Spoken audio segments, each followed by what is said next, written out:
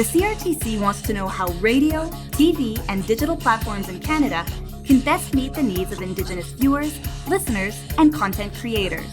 Join the conversation today at crtc.gc.ca/indigenous-broadcasting. A message from the Government of Canada. Le CRTC veut savoir comment la radio, la télévision et les plateformes numériques au Canada peuvent mieux répondre aux besoins des spectateurs, auditeurs et créateurs de contenu autochtones. Joignez-vous à la conversation aujourd'hui au crtc.gc.ca/radiodiffusion-union autochtone. Un message du gouvernement du Canada. I'm Rick Harp. This is your APTN News Brief for Friday, May 31st.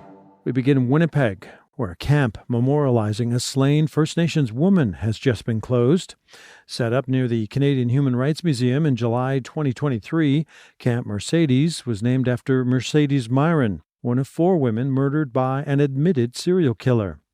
Organizers said the camp would stay up until there was a search of the Prairie Green landfill, thought to hold some victims' remains.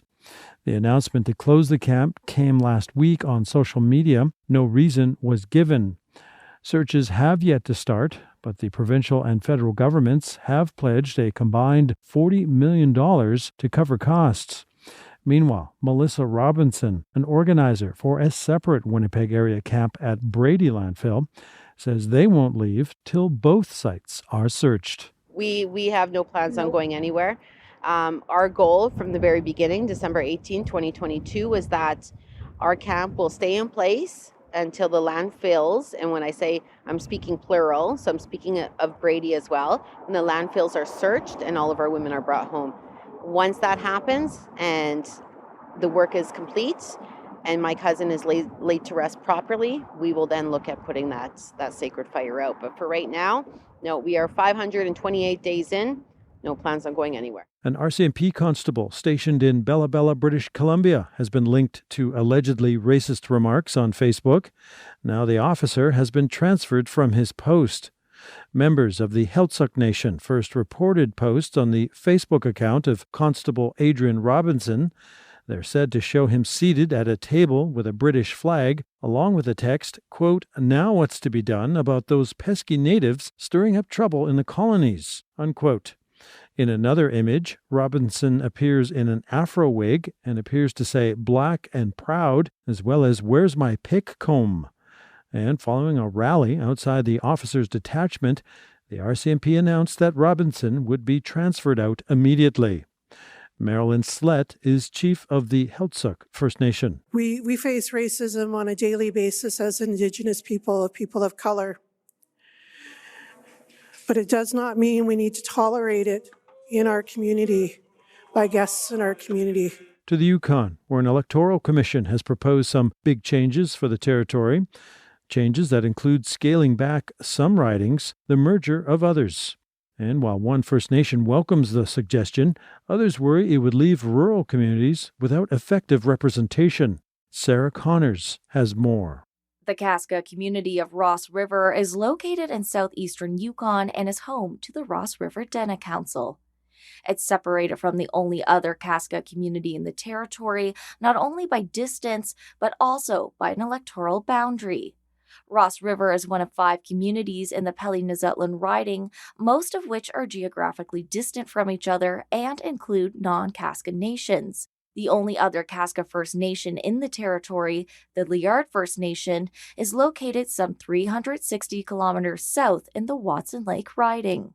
We've been split up between jurisdictions, and those political ridings aren't serving in our best interest. But that might soon change, according to a new interim report by the Yukon Electoral District Boundaries Commission. The commission is required to review existing electoral districts to ensure effective representation in the Yukon Legislative Assembly. It suggests merging the territory's 8 rural ridings to 6 and increasing Whitehorse's 11 ridings to 13 to account for the city's population growth. That includes merging Ross River with Watson Lake to form the Yukon East riding. The new riding would better reflect the 2 communities' shared land and interest. Well, it's a benefit. If we're together in that riding, then we could share our values and, see some of our common interests move forward in a meaningful way. But the proposed changes could significantly affect the Vuntut-Gwitchin riding in the fly-in community of Old Crow in northern Yukon. The riding is the smallest in Canada with just under 200 voters. The commission states the riding creates electoral unbalance because of its small number of voters. It suggests merging the riding with the riding for Dawson City, around 400 kilometers south, to better balance the vote.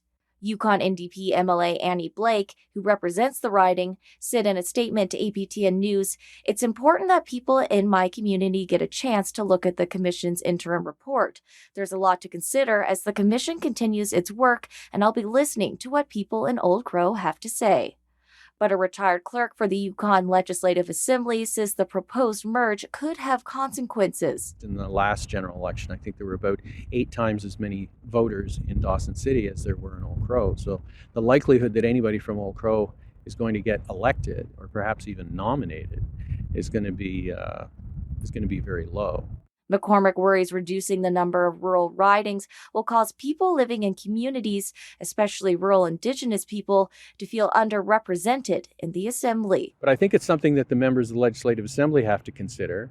What is the legitimacy of the Legislative Assembly to rural Yukon if the representation from your rural Yukon keeps going down? The Commission is holding public hearings on the proposed changes in Yukon communities until mid-June. Its final report will be released in October. Sarah Connors, APTN National News, Whitehorse.